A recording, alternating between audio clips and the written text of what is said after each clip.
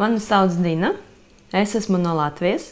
Dzīvoju lielpilsētā Rīga, galvaspilsēta Latvijas. Man ir neliela ģimene ar 2 bērniem. Tas ir neliela ģimene mūsu valstī. Kad mūsu valsts iestājas Eiropas Savienībā, tieši mums piedzima meitiņa. Un,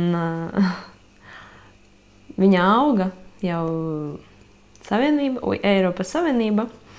Pēc tā, ka mēs iestājāmies Eiropas Savienībā, mums daudz kas ir mainījies mūsu valstī, un es domāju, ka katram cilvēkam viņa dzīve ir mainījies un uz labāko pusi. Maniem bērniem bērnība tagad ir daudz savādāka nekā bija mana bērnība un manam vīram. Mūsu bērni aug attīstītākā valstī, un viņam tagad ir daudz iespēju. Protams, man ļoti gribētos, lai mūsu valsts arvien attīstās vēl vairāk, un bērni paliktu. Es gribētu, protams, lai viņi mācītos šeit, lai viņi strādātu šeit, mūsu valstī, bet kā viņi izdomās nākotnē,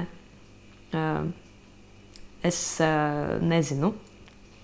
Mums ir jāiet balsot, lai mūsu nākotnē būtu labāka un lai mūsu bērniem nākotnē būtu labāka.